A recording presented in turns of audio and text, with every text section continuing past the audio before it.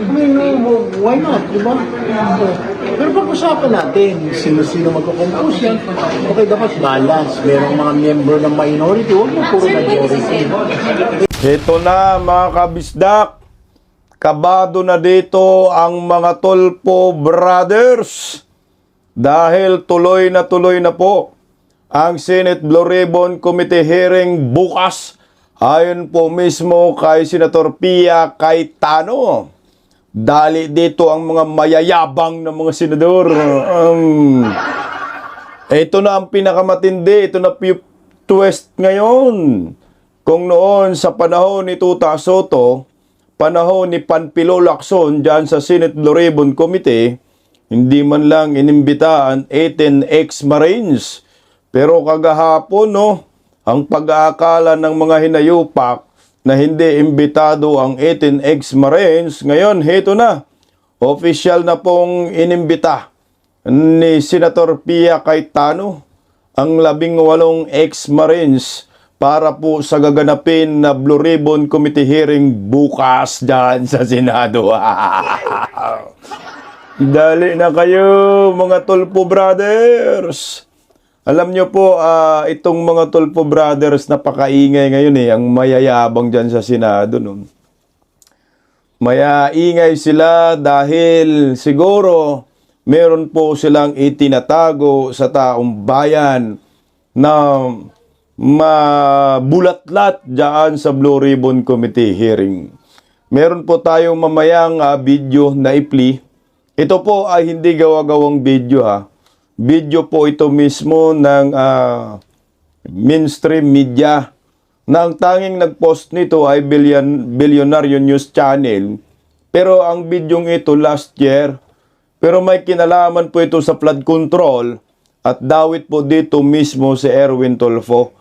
Except doon na nandun si Erwin Tulfo sa 18 ex-Marines affidavit. So mamaya, wag po kayong escape ang video.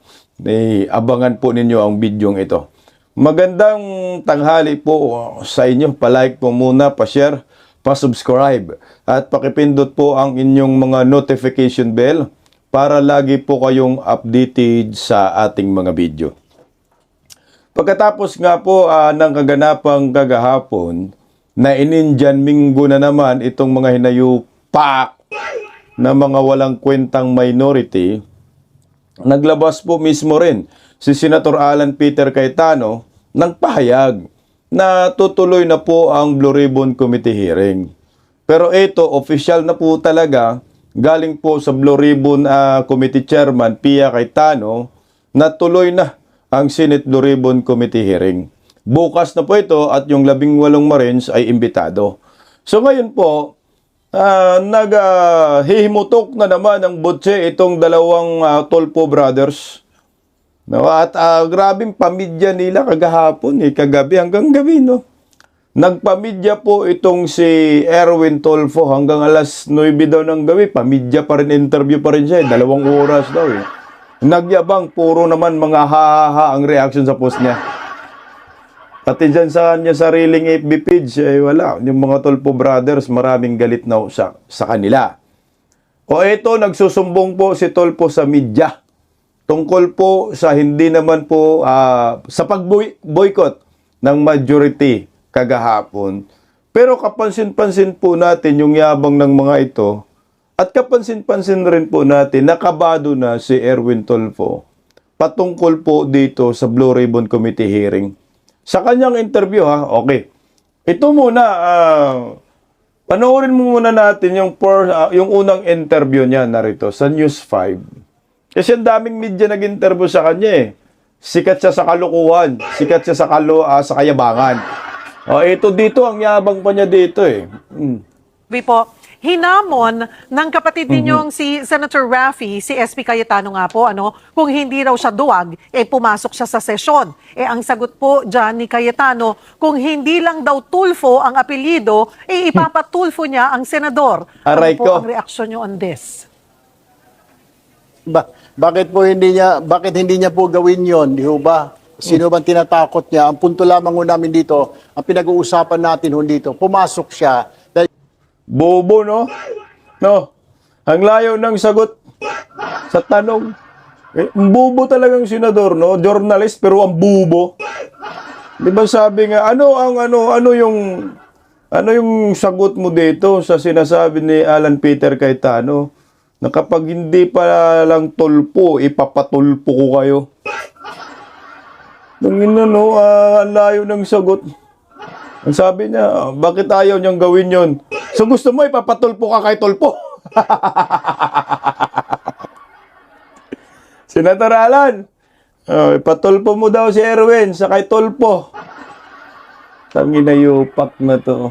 Tuloy, kabubo. Dahil siya po yung Senate President. Number one, isa na po kagad violation, Section 3 po ng ikang rules po of the Senate, na doon sa panunumpa niya, sabi niya, ang sinasabi po na he will faithfully discharge his duties.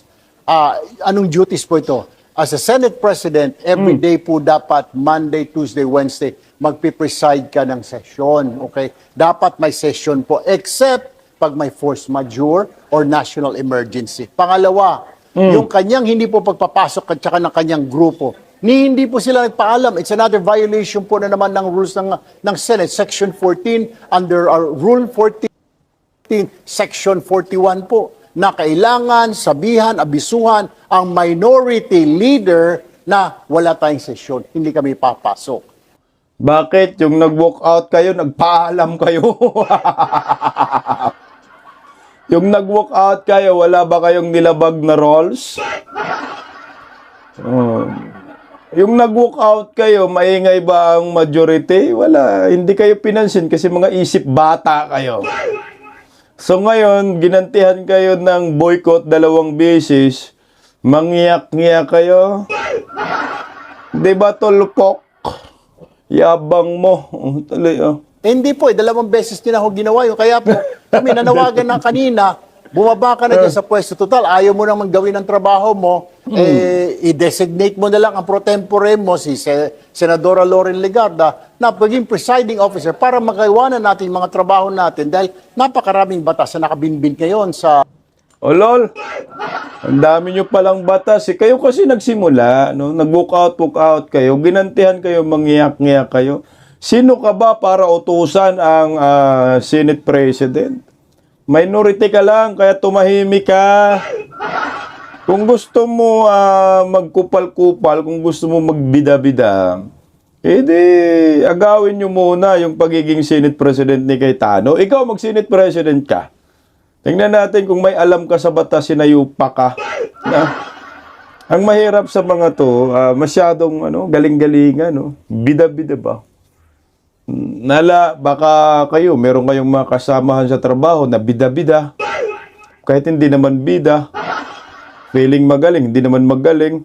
Huwag mong utusan, pangunahan si Alan Peter Cayetano dahil si Cayetano, abogado yan. Pag ikaw, sinagot ka rin ng... ang hirap kasi pag walang legal background, baka mangyak-yak na naman kayo. Simple nga lang sagot nila dyan. Walang legal background, lupasay na kayo sa galit. Dito po sa Senado, Ms. Yen. Opo. Senator Erwin, nabanggit nyo nga po, may mga na-violate na siya na rules ng Senate. So, ipinupunto nyo ito, sino magdedesisyon dito? Doon sa mga Sige violation? Hindi mo nasagot. Pag-uusapan po namin bukas po yon kasi na-raise po ito kanina ng ilang reporters kung ano ba plano po ng minority.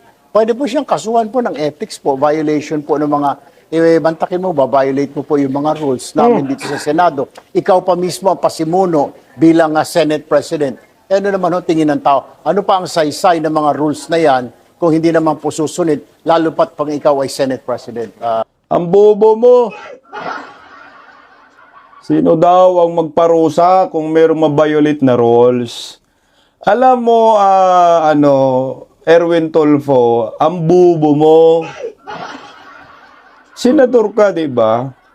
Pag mayroong mga rules na nabiolate, what for example, diyan sa Senado particular, ay pagdidibatihan po yan, diyan sa session.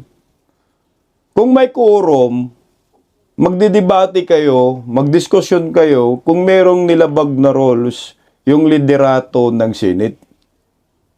At kung may nilabag, mag-uusap kayo kung ano yung mga sanction, ano po yung mangyayari.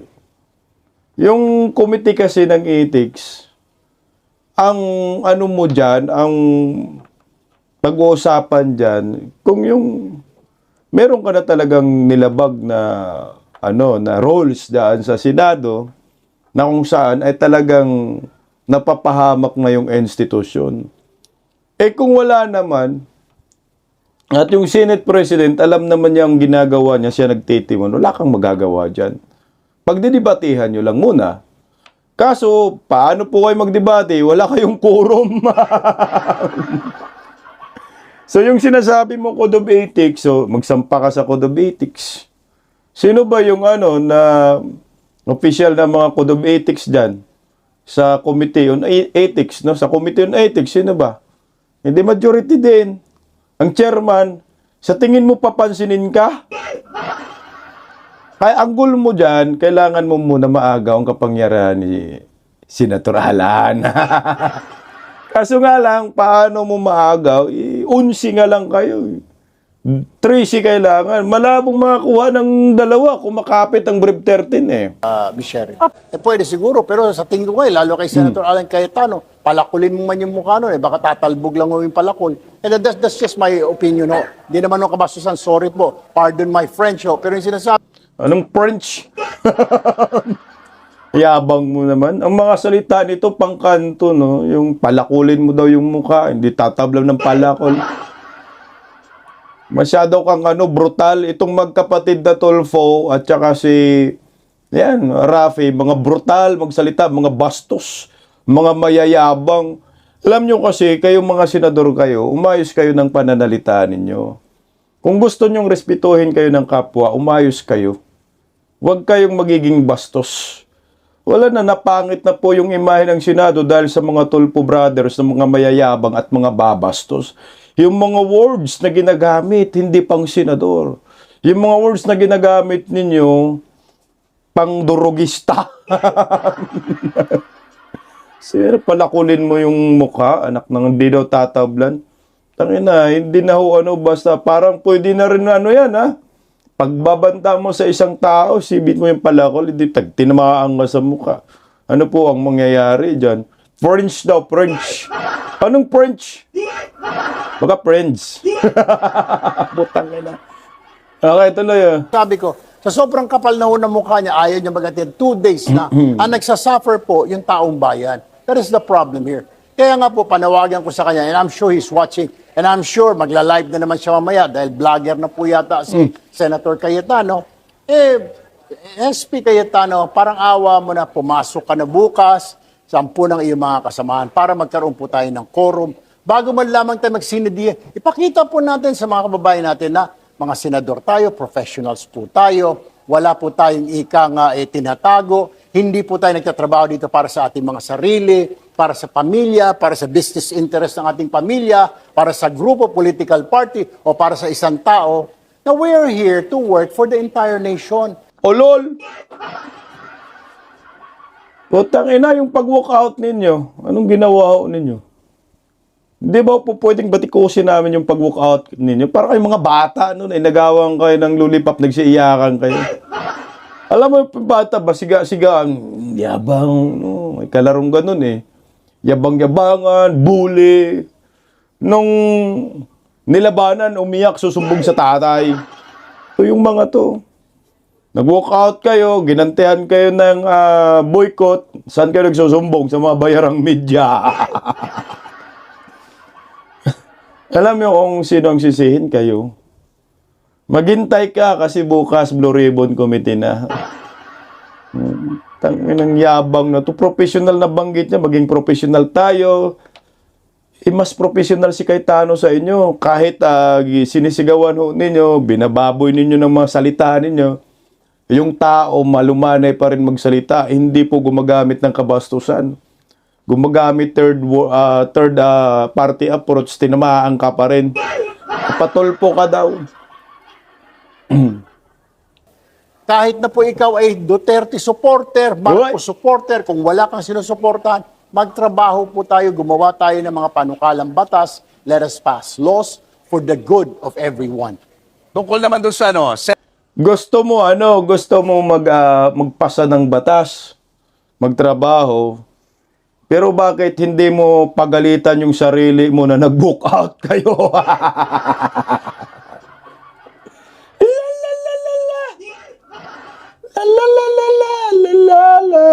Kabado na. Ito, Blue Ribbon Committee, sa Blue Ribbon Committee.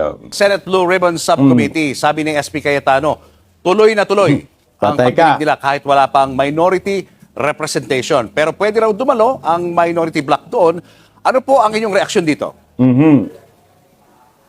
Kabado na ang reaksyon, oh. Wala po kaming pakialam doon, hindi gusto ho niya. Sige po, hindi po namin haharangin. Kung gusto nila magkaroon ng committee hearing po, subcommittee, yung Blue Ribbon, okay lang po yun. Napuna lang po kasi namin na bago ka magkaroon ng subcommittee, dapat po muna, i-create mo muna yung committee. Hindi po nakikreate po yung mother committee. Well, na-create na nga si Senadora Pia Cayetano nga. Ang tanga mo. Kabado talaga sa Blue Ribbon Committee, no? Si Erwin Tolpo. Bago ka daw mag-create ng committee, mag-create ka muna ng principal committee, ang Blue Ribbon Committee. Well, na-create na. Utangina mo! Los mo! Yung Blue Ribbon Committee, matagal na pong nagawa. No, ang problema sa inyo, mga mayayabang na Tolfo, yung sa minority, hindi kayo nagpasa ng listahan, no, na maging miyembro ng Blue Ribbon Committee. Kasi nga ang nasa isip ninyo, maaagaw nyo muli ang liderato kay Cayetano. Matagal na create yung Blue Ribbon. So ngayon, nagulantang kayo dahil nagkaroon ng subcommittee Blue Ribbon na magtututok dito sa flood control. Natatakot kayo. So ngayon, pumapalag na kayo. So wala daw sila pakialam sa hearing sa flood control. Pero bakit dada kayo ng dada? Natatakot kayo. Kasalanan nyo yan kung bakit hindi kayo nagiging parte ng Blue Ribbon. Ayaw nyo magpasa ng pangalan eh. Apo. Dapat po siya po, dadalhin po sa floor yun para aprubahan po na lahat na magagawa tayo ng subcommittee. Ganun po yun ang proseso. Hindi po yung rekta na lang. Pero okay pa rin po yun sa amin. Napag-usapan namin sa minority. Bobo! Magbasa ka nga ng Senate rules. Ano sabi? Puta, kumupya ka kay tuta suto ng mga rason na nakabobo. No? Ang sabi niya, dapat daw idaan sa plenaryo ang paggawa ng subcommittee. O lol! Nasa Senate rules, hindi na po yan kailangan. Ang subcommittee po ay tungkulin po yan ng chairman ng Blue Ribbon Committee at ng kahit anong committee. Ang chairman na po ang bahala dyan na gumawa ng subcommittee. Wala kayong pakialam dyan sa plenaryo kasi tapos na po ang pag-agawa ng Blue Ribbon Committee sa plenaryo. At ngayon, ang chairman ang bahala kung sinong gawin sa committee ng Blue Ribbon. Chairman. O, ngayon, takot kayo, nabulaga kayo, akala ninyo hindi interesado ang liderato ni Cayetano, akala ninyo takot-takot, matatakot siya. Nagkamali kayong mga hinayupak kayo. Sige po, mag-subcommittee po kayo. Kung mag-iimbita kayo, sasama ho kami. Kung may invitation po kami. Wala pa naman ho kami natatanggap na invitation na pwede po kami mag-attend sa Thursday ng subcommittee hearing po ng Blue Ribbon. So pwede pala yun, na hindi sila attend ng session, pero sa committee hearings, pwede sila umattend. Hindi ko nga maintindihan. Parang Julius, kanina ko pa hinahanap sa rules dito. Napudpud na yung daliri ko kahahanap ng pahina kung saan po na hindi pwedeng sa session, okay lang hindi sa session, pero pag committee hearing po pwede. Hindi ko maintindihan talaga parang Julius. Talagang kanina ko pa hinahanap, wala akong makita at inutusan ko na rin po yung aking mga abogado, pati yung communication staff ko, wala ko kami makita, parang Julius. Kasi bubo ka. Alam mo, Erwin, ikaw na lang ang bumaba sa pagkasenador kasi ang bubo mo. Wala naman din sinabi sa rules ng Senado na kapag hindi ka attend ng session ay hindi ka pwedeng attend ng committee hearing. Ano ba ang gagawin sa mga session? Sa session, Ang ginagawa dyan, yung mga may ipapasang panukala at pagdidibatehan ninyo, pagbubutuhan. At kung may mga roles na pagdidibatehan at kung may mga privilege speech, dyan gagawin sa session. Sa committee naman, dyan ginagawa ang mga hearing kung meron kayong gagawing batas. Kung meron kayong mga investigasyon, Senate inquiry, para makatulong sa gagawin ninyong panukala dyan sa committee. Yun po yung purpose ng committee hearing. Pero itong Blue Ribbon Committee, special na committee ito, na talagang ang mandato nito ay mag-imbestiga sa mga katiwalian sa gobyerno, sa korupsyon, sa accountability. Yan po yung Blue Ribbon Committee. Kahit ako, chairman, hindi ako mag-attend doon sa session, okay lang. Kasi nga, wala namang kinalaman yung hearing ko sa session eh. E dito na lang ako sa mag-focus sa hearing ko, sa committee. Tingnan mo si Lauren Ligarda. Lunes hanggang Martes kagahapon, meron siyang committee hearing. Pero hindi sila nagsisesyon. Pwede po yan. Kaso lang itong si Erwin Tulfo, feeling biktima. O tingnan mo kitang-kita po si Erwin Tulfo, nakabado ho dito sa Blue Ribbon Committee hearing. Tingnan mo, panoorin natin yung, alam mo yung kanyang galaw ba, no? Tingnan nyo po yung galaw ni Erwin Tulfo, kung paano siya kabado dito pag ang pinag-uusapan ay Blue Ribbon Committee. O ito. Why not, di ba? Pero pag-usapan natin, sino-sino magkukumpos yan. Okay, dapat balance. Merong mga member ng minority, huwag mo puro majority. Hindi naman sa rules, di ba? Dapat may maraming membership yan, saka may mga members ng minority, mga ex-officio. Okay kami.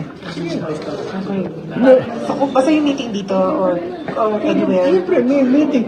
Tapos, nag-hearing. Tama yung tanong kanina. Okay sila mag-hearing, pero session, hindi. Open kami. Gusto mo, sige, mag-hearing tayo. Pag-usapan natin yung composition. Gusto rin natin malaman kung sino mga imbitahan natin, di ba? Lol! Hearing tayo. Putang ina, kabado ka ng animal ka. Kitang-kita na namin sa pagmumukha mo ang kaba mo. Ang sabi niya kanina, sabi niya na wala daw, hindi daw sila inimbita, hindi daw sila alam yung Blue Ribbon Committee hearing. Alam mo, Tulfo, wag mong gawing tanga ang mga tao. Kami nga alam namin. Alam namin na may Blue Ribbon Committee hearing matutuloy, hindi kami senador. Ikaw, senador ka, hindi mo alam na hindi mag-hearing ang Blue Ribbon bukas sa flood control? Tanga mo. Dito pa lang pwede ka namang sabihin useless kang senador. Hindi kami senador. Alam namin na mag-hearing ang Senado. Pero kayo, mga senador kayo, nandiyan kayong naturingan, mga mayayabang kayo, lagi kayong nagtataas ng boses, wala kayong mga alam. Kasi mga uplok kayo. O, tingnan niyo po ito. Paano hindi niya alam? Ang dami na pong nakareceive ng notice. Lunes na po nagkaroon ng notice itong Blue Ribbon Committee diyan sa Senado na magkaroon ng hearing. Yan, daming tatak. Ilang senador na yan. Binilang ko, mga almost 20 na eh. Yung naka-receive. Ibig sabihin ng receive, napadala yung notice, ni-receive ng opisina nila. Ayan, ang ebidensya Erwin Tulfo. Ikaw lang ang hindi naka-receive, buang ka, natakot ka. O, ayan pa, o. Paano yan? May mga receive. O, ito pa, o. Mga senador naka-receive ng notice. Tapos sasabihin mo, sa taong bayan, hindi namin alam. Dapat mayroong minority dyan sa Blue Ribbon. Ayaw nyo nga mag-participate. Ayaw nyo nga mag-submit ng pangalan. Dahil, ang sabi ninyo, maaagaw namin yung liderato kay Cayetano. Paano yan? Hindi na maaagaw at mag-Blue Ribbon Committee hearing na. Mamaya, may session. Mukhang ma-India na naman kayo. Mukhang makatatluhan kayo. Putang inaiyak tong mga to. Kasi manggugulo lang yan pagdating sa Blue Ribbon. Pipigilan nila. Ako nakikita ko yung estilo ng ni Cayetano. Wag na muna tayo mag-session. Session na lang after Blue Ribbon kasi itong mga to gusto nilang pipigilan ang investigasyon. Alam ni Cayetano yan. Ang mga tao gusto na mag Blue Ribbon hearing na eh. Bakit ba ngayon ang iingay ng mga Tolfo? Si Raffy Tolfo at si Erwin Tolfo. Meron po akong i-play na video. Nandito pa nga si The Junior nagsasalita. Nadawit itong si Erwin Tolfo sa isang kongresista na involved sa flood control nakakuha ng kontratang 16 billion pesos. Kaya siguro maingay ang mga to. Bukod sa isiniwalat ng 18 ex-Marines. Panoorin nyo po ang bidyong ito, luma ng video nito. Sariwain lang natin, baka nga ho ito ang kinakatakutan ng Tolfo Brothers. Bukod dun sa 18 ex-Marines. Pakinggan natin. Higit 120 million pesos ang natanggap na donation ni Erwin Tulfo para sa kanyang 2025 senatorial campaign. Napag-alaman ng Bilyonaryo News Channel na ang mga donor konektado sa kontrobersyal na Yap Brothers. Narito ang exclusive agenda report ni Joash Malimban. Patay. Nitong nakaraang December 9, inanunsyo ni Pangulong Bongbong Marcos na naglabas na ng freeze order ang Court of Appeals para sa 280 bank accounts, 22 insurance policies, 3 securities accounts at 8 air assets na konektado sa magkapatid na si Benguet Representative Eric Yap at ACT-CIS Representative Edvic Yap.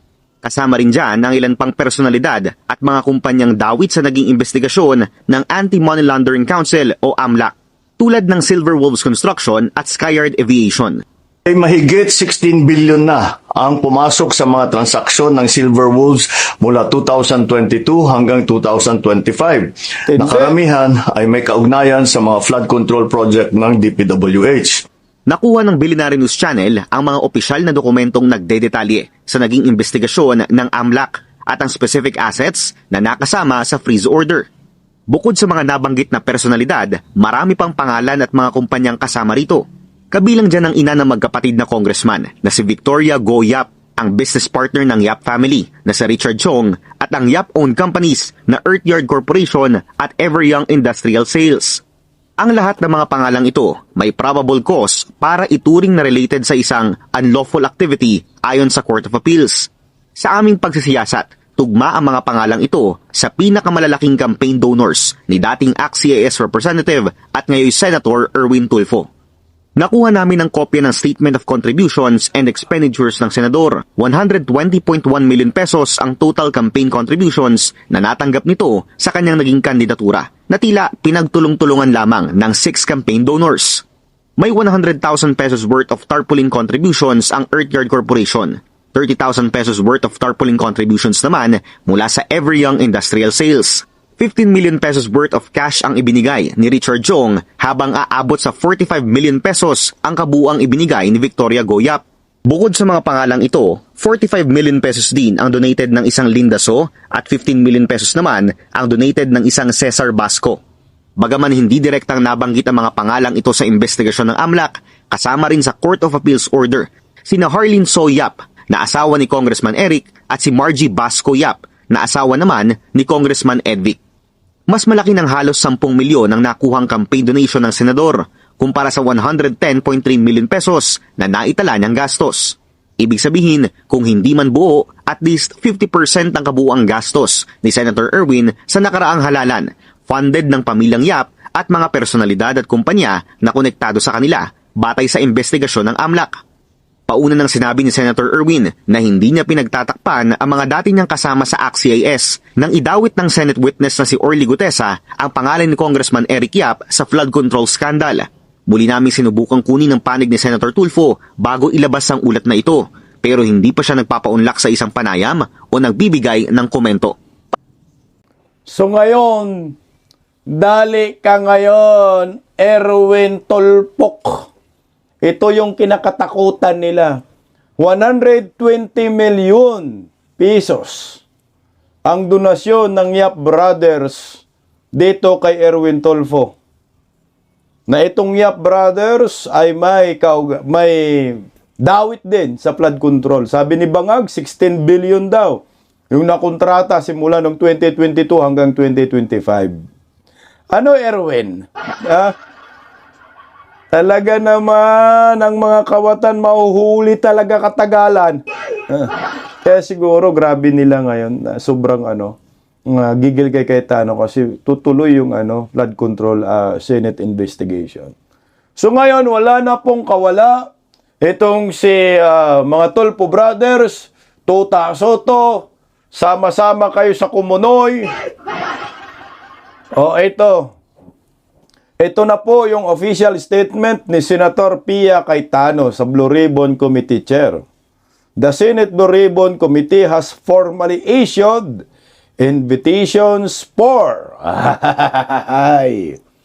the hearing scheduled on Thursday as part of its ongoing inquiry into flood control projects. So bukas na po ito. We look forward to the cooperations of all invited resource persons and agencies as the committee carries out in mandate in aid of legislation in public accountability. Junto po yan kagahapon po yan inilabas. Ito po yung mga imbitado, patay ka Erwin Tulfo. Number 1 po, si Martin Romualdez. Aray, tambaluslo. Kung kay Panfilo Lacson, hindi inimbita si Martin Romualdez at kay Tuta Soto, ngayon, pag-umpisa pa lang ng Blue Ribbon Committee, bukas, numero 1 si Martin Romualdez imbitado. At Attorney Libby Baligod, patay ang kinakatakutan ni Lacson. Imbitado, kasama ang 18 ex-Marines, aray ko. Okay, banggitin po natin yung mga pangalan ng 18 ex-Marines. So, para sigurado, walang takas ang may sala. Ator Bernard, ito si Bernard Itubi. Palakpakan. Punta to, palakpakan. Maraming salamat. Katapusan mo na talaga, Erwin. Tangina Ano yan? Erwin Tulfo.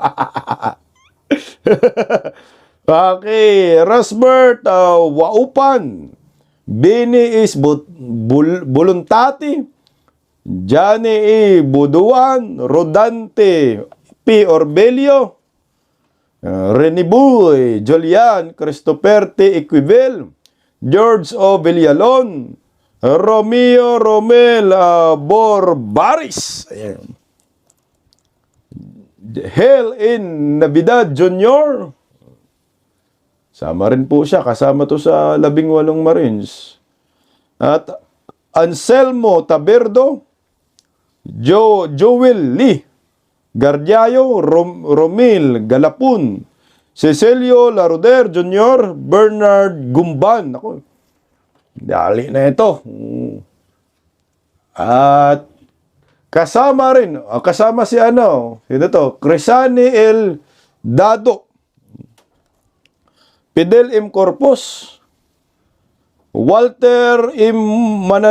Mananlasan. Ayan. Manalansan pala. Yan na po yung 18 ex-Marines na kasama. Imbitado na po. Utangin na, naunsi si Erwin Tolpok. Ito naman, ang ganda nito kung si Gutisa. Ito naman kasama si DPWH Secretary Representative, baka si Gutisa surprise lang yan. DPWH Secretary o Representative, Secretary ng DPWH si Vince Dizon. Ombudsman o Representative, dapat Boying, lumabas ka Boying. DJ Secretary o Representative, yung mga budlat ng mata, si Bida-Bida. DBM Secretary o Representative, ito naman yung mga mga engineer. Mark Tiksay. Oy, hindi pa pala to engineer, si Mark Tiksay. Nako, ito na si Mark Tiksay. Ito yung bagman ni Saldico, si Mark Tiksay, na tagatanggap ng pera, tagabilang ng pera. Hindi inimbitan ni Lacson. Si Mark Tiksay, patay ka. Paul Estrada, ganda nito bukas. Joshua Cano, John Kirby Pajarelia, Roland Supat, Attorney Sam Biali, sino ba tong mga to? Arnel Gangob, Jocelyn Servino, Acertin Edwin, si Bryce Hernandez, ito yung gumawa ng script ni Boying at binasa, nilaglag si Jinggoy Estrada. Alam ko to si Bryce Hernandez, binigyan ng script eh. O eto na po yung magiging imbitado. 34 po ka-resource person ang imbitado. Dali ka dito, Erwin Tulpo Brothers. Alala po natin, si Erwin Tulpo nasa affidavit, 18. 18, 6 na bag. Dinidistribute. Hinatid sa bahay niya. Bahay ba? Wala pa yung mga nasa executive Yung sila ni Bersamin, malamang. Siyempre, yung mga pinangalanan dyan, imbitado rin yan sa mga susunod na kabanata. Puta, ang ganda ng ng line-up, parang all-star basketball team. Okay, gusto ko lang po i-play yung counting video ni Senator Alan Peter Cayetano kasi ang ganda ng video na to. Although kagahapon na-play natin kasi hindi ko kinumintuhan dahil medyo binigyan natin ng chance si Senator Alan Peter Cayetano na bumana. Ito yung isang portion. Ang simple lang ng banat ni Senator Alan Cayetano dito. Again, I will correct one senator who said that pag sila yung majority, mas maayos yung ebidensya, yung laktan ng ebidensya. Hindi trabaho po ng senator judge na maglata rin ng ebidensya. Trabaho po ito ng defense at saka po ng prosecution. Prosecution muna kasi ikaw yung na-accuse. Then defense kasi dinidepensan mo sarili mo. Siguro that's one reason why gigil na digil ang mga kapatid na Senator Tulfo na aside from the committees, aside from yung pagiging malapit sa Malacanang, let me address that. Sabi ni Senator Tulfo, pag hindi ako nagpakita sa session hall ay ako'y duwat. Ang kaduwagan po ay nanuugat yan sa ano ba ang purpose at trabaho mo. Diba? So for example, kung ang trabaho mo ay magtanim, pero bumabagyo, grabe po yung kidlat. Di tayo mo mawala kidlat kasi it's not a matter of tapam, magtatanim ka na, tamaan ka man ng kidlat, di ba? So, ganun din sa sundalo. Hindi natin isusubo ang sundalo natin sa mga bagay na suicide ang mission. Pero ipangtanggol ang bansa at mamatay para sa bansa. Hindi lang sundalo, dapat pati kayong mga senador. So, yung hamon mo, magpakita ako kung hindi tiduwa. Para po rin sinabi ang bawat senator, ikaw, maging independent ka o hindi, duwag ka. You know, this is not a radio or TV program. This is not entertainment. This is the Senate of the Philippines. So we have to be more professional. Kung hindi ka lang Tulfo at kung hindi lang Tulfo si kapatid mong si Erwin, kinumbong ko lang kayo kay Tulfo.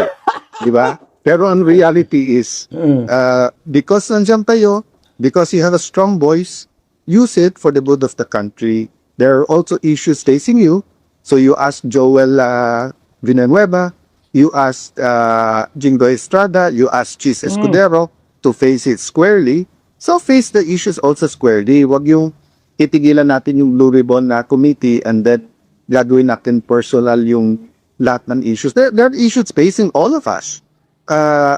Pati ba naman Senator Tulfo, lahat na nung pinapay, binintan nyo sa amin.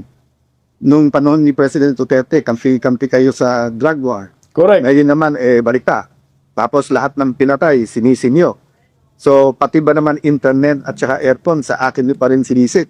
O baka murder pa yung kaso na yan, ha? Murder kasi pinatay ang wifi at yung kuryente. Nakita ko na po ang report, yung po palang master yung pong centralized aircon, yung master switch or yung sa kuryente, nasa GSI gas yun at may nag-trip ng wire. Kaya around 6 o'clock, nagkaroon talaga ng problema sa aircon. So, hindi po namin gagawin sa inyo. I've always treated you well, whether I'm close to you or not, whether you're in the minority, majority, and I will continue to treat all of you well. But kayo ang namimersonal, because kami, it has been one issue after the other, di ba? Hindi kami ang nagpakasok sa MBI sa Senado, yung May 11. Hindi rin kami ang kumuha ng NBI na fully armado na pinaikutan ang Senado tapos pumasok pa sa Senado noong May 13. Hindi rin kami ang nag-walk out. So you keep saying fresh start. Simple lang ang banat ni Senator Alan Peter Cayetano, pero tibag ang magkapatid na ubob na tulpok. Alam mo, ang layo-layo ng ito, hindi natin napapansin pala, magkapatid pala pareho ito eh. Cayetano at saka Tulfo. Ang layo ng kalidad ng Tulfo sa mga Cayetano. Itong mga Tulfo, ang kalidad nito, kalidad ng tambay. Ugaling bastos. Walang mga alam yan, mga bubo yan, maniwala kayo. Dinadaan lang sa taas ng buses, yabang. Tinataasan lang, pero pagdating sa utak, ampaw yan. Malayong malayo yan kay Cayetano siblings. Mga abogado, yung Cayetano pagdating sa batas, malayong malayo po. Itong Tulfo brothers. Kaya kung sino yung paniwalaan natin, sino yung professional, ayan. Mga Cayetano. Itong mga Tulfo, sanay lang sa grandstanding yan. Ang iingay, no. Ang tatahimik sa flood control, ayaw magpaimbestiga. Ngayon magpaimbestiga ang leadership ni Cayetano. Natatakot na. Sama nyo kami. Los. Paggising sa umaga, tanghali at gabi, nakikita ko ang post niya, ang hapdi. Paano nga ba to? Di ako makatanggi. Watch ko na lang at isipin ng mabuti. Bisdak Pilipinas. Bisdak, tinig ng katotohanan. Sa bawat vlog may laban sa kasinungalingan. Mulat ang mata, gising ang masa. Bisdak Pilipinas, para sa bayan, gumigising sa diwa. Sa likod ng kamera, tapang ang dala, walang sinasanto kung mali ang gawa. Hinay-hinay, pero palaban. Boses ng tao sa digital na labanan. Bisdak, tinig ng katotohanan. Sa bawat vlog may laban sa kasinungalingan. Mulat ang mata, gising ang masa. Bisdak Pilipinas, para sa bayan, gumigising sa diwa.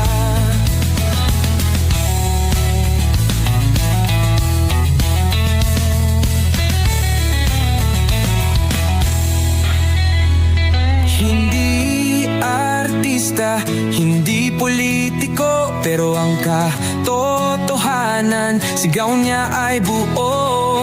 Sa YouTube o Facebook man siya makita, may aral ka pa rin, may uwi sa bawat salita. Bisdak, gising sa katotohanan, di lang kwento, kundi panawagan. Sa bawat Pilipinong naghahanap ng liwanag, Bisdak Pilipinas, kasama sa pagbangon ng bayan. Bisdak Pilipinas, boses ng masa, gising ang diwa. Sa vlog mo, may pag-asa.